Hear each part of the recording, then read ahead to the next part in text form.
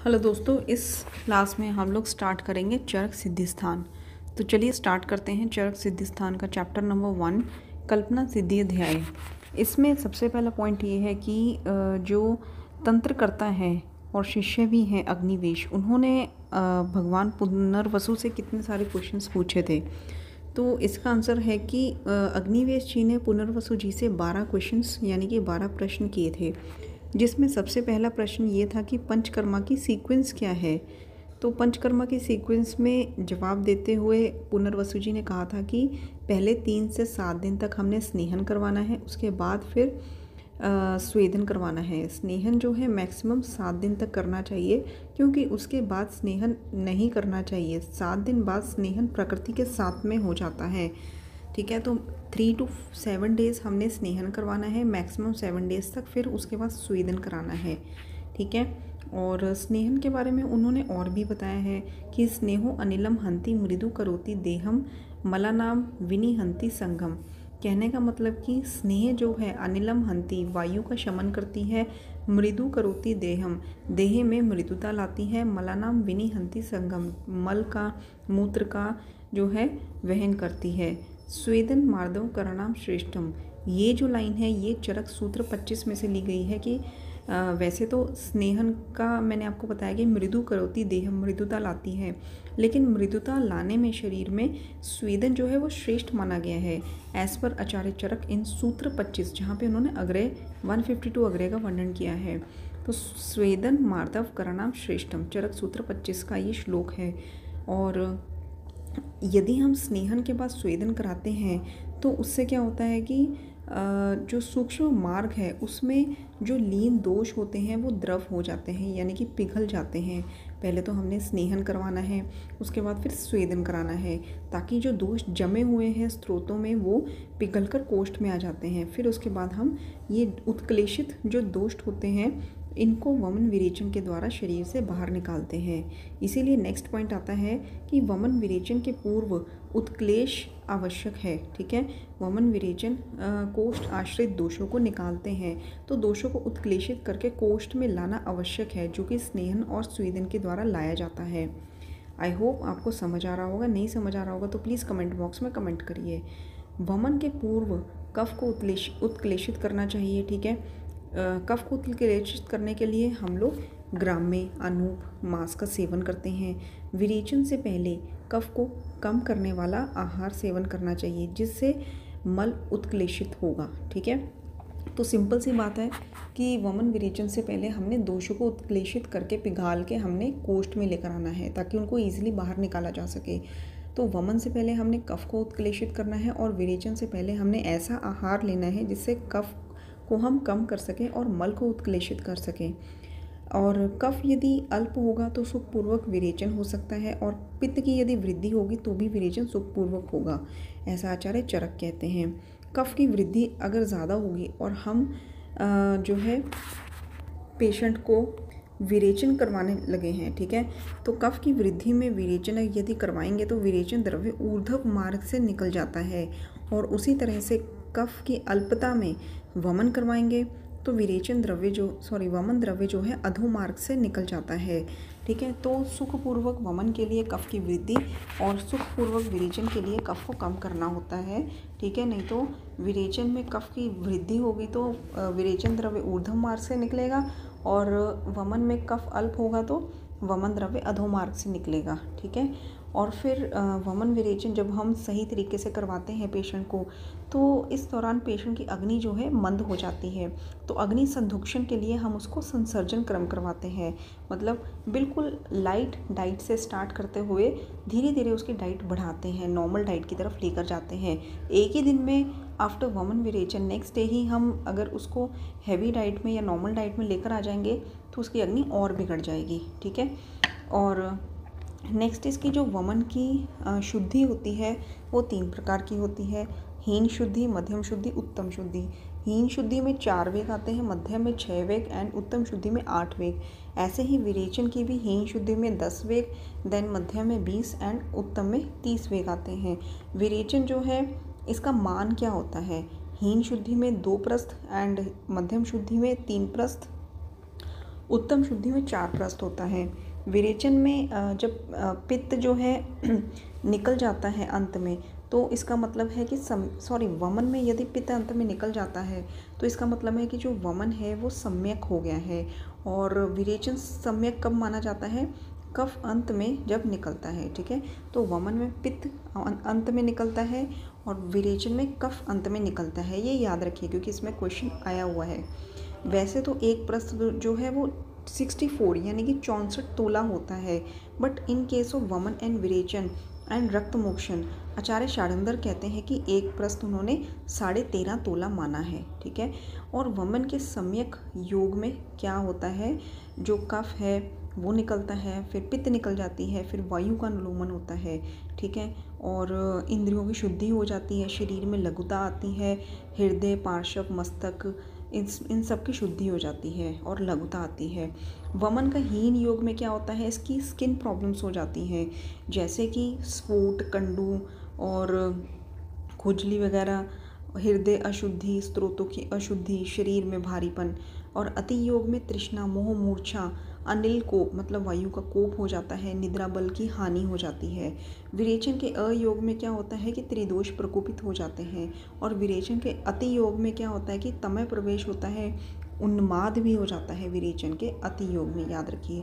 और कफ, पित्त, रक्त का क्षय हो जाता है, वायु प्रकोपित हो जाती है, हिक्का होता है। ये विरेचन के अति योग है। एंड नेक्स्ट इसकी वस्ती। देखिए वस्ती जो है, जब रोगी जो है वमन और विरेचन से शुद्ध हो गया हो, ठीक है, और उसने संसर्जन क्रम फॉलो करके बल की प्राप्ति भी कर ली हो, तो 9th डे हमने उसको वस्ती देनी है। ठीक है, और इसके अलावा अनुवासन और निरोवस्ती का इस तरह से है कि 9th डे हमने, जब पेशेंट जो है उसने अत्यधिक भोजन ना किया हो, उसी रात्रि को तुरंत हमने अनुवासन वस्ती देनी है। और तीसरे दिन हमने, जब वो अत्यंत भूखा ना हो, तो मालिश उसकी की हुई हो, स्नेहन किया हुआ हो, तो हमने उसको नींबू वस्ती देनी है। ठीक है, 9th डे अनुवासन वस्ती, फिर उसके बाद उसके तीसरे दिन हमने निरोवस्ती देनी है। जो अनुवासन वस्ती होती है, ये बहुत इंपॉर्टेंट पॉइंट है, कई बार पूछा जा चुका है। तो अनुवासन वस्ती याद रखिएगा, शिशिर में, हेमंत में, वसंत में दिन में देते हैं, और शरद में और वर्षा में रात्रि में दी जाती है।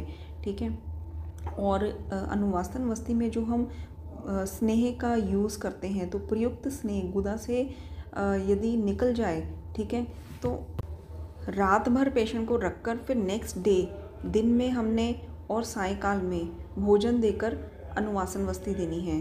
तो इस तरह से 2nd डे, 3rd डे और 5th डे हमने अनुवासन वस्ती देनी है। ठीक है, अनुवासन वस्ती मतलब जैसे दी, और उसमें जो हमने स्नेह दिया पेशेंट को, वो गुदा से जब निकल जाए, फिर रात्रि भर उसको रखकर पेशेंट को अगले दिन हमने सुबह और शाम को अनुवासन वस्ती देनी है, 2nd day, 3rd day and 5th day. और निरोवस्ती जो है वो 3-3 दिन के गैप पे देनी है। ठीक है, और वस्तियों की जो संख्या होती है वो कफ जन्य रोग में जो इसकी संख्या बताई गई है वो कितनी है? 1 से 3 वस्तियाँ, पित्तजन्य रोग में 5 से 7 वस्तियाँ एंड वातजन्य रोग में 9 से 11 वस्तियाँ देनी चाहिए। विरेचन के बाद 7 दिन तक निरूह का प्रयोग नहीं करना। ठीक है, विरेचन के बाद 7 दिन तक निरूह का प्रयोग नहीं करना, और यदि आपने रोगी को निरूह का प्रयोग कराया तो उसके 7 दिन तक विरेचन का प्रयोग नहीं करना। ठीक है, दोनों में ही ये लागू है। विरेचन के 7 दिन तक निरूह, निरूह के 7 दिन तक विरेचन, मतलब विरेचन और निरूह में 7 डेज़ का गैप होना चाहिए। ठीक है, ये जो पॉइंट्स है ये प्रैक्टिकली अप्लाइड होते हैं। निरूह वस्ती के गुण क्या है? ये बालक, वृद्ध और युवा के लिए हितकारी होती है। अनुवासन वस्ती के गुण क्या है? कि निरूह से शुद्ध होने पे अनुवासन वस्ती जो है वर्ण बल की वृद्धि करती है। मूले निशिको ही यथा दृढ़ नीलज कोमल पल्लव। तो कहने का मतलब ये है, आपको बस इतना याद रखना है कि वृक्ष के मूल में जल देने से कोमल पल्लव आते हैं, उसी प्रकार अनुवासन वस्ती देने से वर्ण और बल की पुष्टि होती है। ठीक है, ये अनुवासन वस्ती के गुणों में कहा गया है। और पराशर जी कहते हैं कि अगर मूल की बात हुई है तो पराशर जी कहते हैं कि जो शरीर है वो मूल माना है, जबकि आचार्य वाग्भट ने शिर को मूल माना है। ठीक है। और वस्ती के जो सामान्य गुण है वो क्या है, देखिए यदि वायु शाखा में, प्रकोपित वायु शाखा में गमन करती है, पंगु पेशेंट में होता है, ठीक है, और भग्न होता है, तो उसमें वस्ती देनी चाहिए। यदि पेशेंट जो है, कोई फीमेल पेशेंट है, गर्भ धारण ना करे तो वस्ती का प्रयोग होता है। और बृहण वस्ती जो है कफ की प्रधानता में, प्रमेय में, संशोधन में इसका प्रयोग नहीं करना चाहिए। निरोवस्ती बलहीन में और शोष में, मूर्छा में इसका प्रयोग नहीं करना चाहिए, ये कॉन्ट्राइंडिकेटेड है। वस्ती की प्रधानता क्या होती है, देखिए शाखागता, कोष्ठगता, रोग मर्म, ऊर्ध्व सर्व अवयव अंगच ये संति तेषा ना ही किंचित अनोवायु परम जन्मनि हेतु अस्ति। कहने का मतलब क्या है, शाखा में, कोष्ठ में, मर्म में कहीं भी रोग उत्पन्न होता है तो रोग की, मतलब सभी रोगों की उत्पत्ति का जो कारण है वो वायु होती है। शाखागता, कोष्ठगता, मर्म, ऊर्ध्व या सर्व अवयव में, ठीक है, स अंति तेषा ना ही किंचित अनो वायु परम जन्मनि, मतलब कि मेनली वायु के कारण ही इन सब जगहों पर या सर्व शरीर में जो रोग होते हैं उसमें वायु ही कारण होती है, ठीक है। तो इसीलिए जो है वायु को शमन करने के लिए वस्ती का प्रयोग किया जाता है। तो ये वस्ती की प्रधानता में श्लोक आया है, शाखागता, कोष्ठगता, रोगा मर्म, ऊर्ध्व सर्व अवयव अंगश्च ये संति तेषा ना ही किंचित अनो वायु परम जन्मनि हेतुर अस्ति, ठीक है। और विन मूत्र, इसके अलावा पित्त आदि मल आश्या नाम विक्षेप संघात कर स यस्मात्। कहने का मतलब क्या है कि वायु, मल मूत्र आदि मलाशयों को अलग यानी कि विक्षेप करना या उनको रोकना, ये रोकने वाली क्या, कौन है, वो है वायु। इसीलिए वायु को कंट्रोल में करने के लिए, मतलब उसको बैलेंस में लाने के लिए, उसका शमन करने के लिए, चिकित्सा करने के लिए वस्ती प्रधान है। मैं फिर से रिपीट कर देती हूँ, विन मूत्र पित्त आदि मल आश्यम विक्षेप संघात कर स यस्मात्। वायु, मल मूत्र आदि मलाशयों को विक्षेप यानी कि अलग करना या संघात मतलब कि उनको रोकने वाली होती है। तो इसका मैंने मतलब समझा दिया है, ठीक है। तो इसका रेफरेंस रख के पूछ सकते हैं, आपको रटना नहीं है, इसका रेफरेंस रख के पूछ सकते हैं कि श्लोक कहाँ कहा गया है। तो ये चरक सिद्धि 1 में कहा गया है, कल्प सिद्धि अध्याय में, विन मूत्र पित्त आदि मल आश्यम विक्षेप संघात कर स यस्मात्। वायु के लिए वस्ती परम औषधि होती है। निरूह का अयोग में क्या होता है, सिर दर्द होना, मतलब शिरशूल है, गुदाशूल है, हृदय शूल है, लिंग शोथ, ठीक है, हृल्लास, प्रतिशाय, ठीक है। प्रतिशाय वैसे अगर देखा जाए तो विरेचन के अयोग में भी आता है। निरूह के अति योग में क्या आता है, वही सारे लक्षण जो विरेचन के अति योग में मैंने आपको बताए थे। अनुवासन के अयोग में क्या आता है, रूक्षता, खरता, ठीक है। और अधः शरीर में, उदर में, बाहु, पृष्ठ, पार्श्व में रूक्षता, खरता आ जाती है। और विन मूत्र मतलब कि मल मूत्र में रुकावट आ जाती है। अति योग से क्या होता है, हृल्लास होता है, साध, क्लम, मूर्छा, विकृति, ठीक है, ये अति योग में होता है। वैसे जो विकृति है वो निरूह वस्ती के अति अयोग में आती है, ठीक है। तो ये जो लक्षण है हृल्लास, साध, क्लम, मूर्छा, ये अनुवासन के अति योग में है।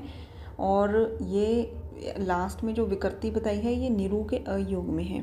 अनुवासन का जो सम्यक योग है उसमें क्या होता है कि जो तेल है वो शरीर में 3 याम यानी कि 9 घंटों तक रुकता है, ठीक है, 9 घंटों तक यानी कि 3 याम तक रहकर बाद में निकले, दैट इज़ द अनुवासन समयोग। और निरूह और विरेचन में 1 मुहूर्त तक प्रत्यागमन काल बताया गया है, ठीक है। और प्रत्यागमन काल जो है वमन में कितना बताया गया है, 1 मुहूर्त, ठीक है। नेक्स्ट इसकी जो वस्ती होती है वो 3 तरह की होती है, कर्म वस्ती, काल वस्ती, योग वस्ती, ये बहुत इंपॉर्टेंट है। जो निरूह वस्ती है वो वात पित्त कफ प्रकृति वाले पुरुष को कितनी देनी चाहिए, तो जो वात पित्त और कफ प्रकृति वाले पुरुष को 3 से 5 या फिर 4 से 6 अनुवासन वस्ती देकर स्त्रोतों की शुद्धि के लिए निरूह वस्ती देनी चाहिए, ठीक है। शिरोविरेचन का जो योग के सम्यक योग के लक्षण हैं वो किस तरह से हैं? शरीर में लघुता आ जाती है और स्रोतों की विशुद्धि हो जाती है। हीन योग के लक्षण क्या है कि सिर में भारीपन आता है, निष्ठीवनम च अपि, मतलब बार बार थूकने की प्रवृत्ति होती है और गले में लेप जैसा हुआ हो ऐसा प्रतीत होता है। शिरोविरेचन के अति योग में क्या होता है? देखिए, शिरोविरेचन नस्य को हम लेते हैं तो शिरोविरेचन के अति योग में तिमिर होता है, शिर अक्षी शंख प्रदेश में कर्ण में वेदना होती है, आँखों के आगे अंधेरा आना, ठीक है, तमय प्रवेश, ये सारे शिरोविरेचन के अति योग के लक्षण हैं। अति योग में हमने तर्पण करना है, मृदु पदार्थ देना है पेशेंट को और सिर में मालिश करनी है। एंड इसी तरह से अयोग के लक्षण में हमने स्नेहन और तीक्ष्ण विरेचन देना है, मतलब स्नेहन करवा के हमने तीक्ष्ण विरेचन जो है पेशेंट को देना है, ठीक है। एंड परिहार काल, देखिए, वस्ती आदि कर्म से दुगने समय का परिहार काल होना चाहिए, ऐसा बताया है आचार्य चरक ने सिद्धिस्थान चैप्टर नंबर 1 कल्प सिद्धि अध्याय में। सुश्रुत जी कहते हैं कि बल आने तक परिहार काल को फॉलो करना चाहिए, ठीक है। कुछ साध्य रोग जो होते हैं, जैसे कि दोष शामक औषधि से भी जो ठीक नहीं होते हैं, तो उस पर आचार्य ये जो अग्निवेश जी हैं क्वेश्चन करते हैं कि ऐसा क्यों है कि जो रोग साध्य होते हैं वो दोष शामक मतलब शमन चिकित्सा देने पर भी वो ठीक क्यों नहीं होते। तो आचार्य कहते हैं इस पे, जो पुनर्वसु जी हैं, कि मेद कफ की वृद्धि से रुकी हुई जो वायु होती है वो शूल उत्पन्न करती है, अंग में शून्यता करती है, शोथ उत्पन्न कर देती है, ठीक है। और इसीलिए जो अज्ञानी चिकित्सक होता है, मूर्ख चिकित्सक होता है, वो ये जितने भी उपयुक्त लक्षण मैंने आपको बताए हैं, शूल, अंग शून्यता, इन सब लक्षणों को वात के कारण हुआ जानकर मतलब कि वो वस्ती दे देता है, जबकि ये मेद कफ के कारण हुए होते हैं। तो मेद और कफ की चिकित्सा करनी चाहिए, जिससे स्रोतों की शुद्धि हो जाए और वायु का रुका हुआ रास्ता खुल जाए, तो अपने आप ही ये सारे सिम्टम्स ठीक हो जाते हैं। तो मतलब जो मूर्ख वैद्य होता है अपनी नासमझी के कारण जो है इस रोग को शमन चिकित्सा से भी ठीक नहीं कर पाता, ठीक है। मैं एक बार आपको रिपीट कर देती हूँ कि क्वेश्चन ये पूछा अग्निवेश जी ने कि कई सादे रोग भी होते हैं वो शमन चिकित्सा से क्यों नहीं ठीक होते। तो पुनर्वसु जी इस पे कहते हैं कि जो सादे रोग होते हैं वो शमन चिकित्सा से ठीक क्यों नहीं होते, क्योंकि ऐसे रोगों में मेद और कफ की वृद्धि होने के कारण उन्होंने वायु का रास्ता रोका हुआ होता है। तो रास्ता रुके होने के कारण वायु प्रकोपित हो जाती है और फिर वात जन्य लक्षण को उत्पन्न करती है, जैसे कि अंग में शून्यता, शोथ और शूल। तो मूर्ख वैद्य होता है वो कहता है कि ये शुद्ध वात के कारण हुआ है और वो वात को शमन करने के लिए वस्ती देने लग जाता है, जबकि ऐसे केस में जो मेन कारण है मेद और कफ, जिसने वायु का रास्ता रोका है, उसकी चिकित्सा करनी चाहिए, ना कि वायु की। इन दोनों की चिकित्सा करेंगे, मेद और कफ की, तो वात का अनुलोमन अपने आप ही हो जाएगा, वायु का शमन अपने आप ही हो जाएगा जब स्रोतों की शुद्धि होगी और वायु का रास्ता खुल जाएगा, ठीक है। तो ऐसे में इस तरह से हमने शमन चिकित्सा का प्रयोग करना है। सर्वम च रोग प्रशाम्य कर्महीन मात्रम विपरीत कलाम मिथ्या उपचार ना विकाराम शांति नायेत प्रथम अपि प्रयुक्तम। इसका मतलब क्या हुआ, इस पे क्वेश्चन भी आया हुआ है। देखिए, रोगों की शांति के लिए सभी चिकित्सा कर्म हीन और अति मात्रा या उचित काल पे ना किए जाएं तो पथ्य सेवन होते हुए भी रोग शांति नहीं होती है। ये इस क्वेश्चन का एक और आंसर है, ठीक है, कि हमने चिकित्सा, मान लीजिए कि हम मेद और कफ की भी ऊपर दिए गए एग्जाम्पल जो मैंने अभी आपको दिया है, तो मेद और कफ की भी चिकित्सा अगर करते हैं ये मान कर कि मेद और कफ ने वायु का रास्ता रोका हुआ है, तो मेद और कफ की भी चिकित्सा करते हैं, लेकिन इन दोनों की शांति के लिए, ठीक है, अगर हमने जो चिकित्सा की वो हीन चिकित्सा की, मतलब कि कम डोज में दवाई दी या कम दिनों के लिए दी या अति मात्रा में हमने डोज दे दी उसको, ठीक है, या उचित काल पे हमने उसकी चिकित्सा नहीं की, तो हम पथ्य चिकित्सा सेवन करवाएं रोगी को या सही चिकित्सा दें तो भी रोग शांत नहीं होता, ठीक है। तो ये एक श्लोक इसके रिलेटेड मैं रिपीट कर देती हूँ। सर्वम च रोग प्रशाम्य कर्महीन मात्रा विपरीत कालम मिथ्या उपचार ना विकारम शांति नायेत पथ्यम अपि प्रयुक्तम, ठीक है। रोग शांति के लिए सभी चिकित्सा कर्म हीन अति मात्रा या उचित काल पे ना किए जाएं तो पथ्य सेवन होते हुए भी रोग शांति नहीं होगी, ठीक है। तो ये इसका आंसर था।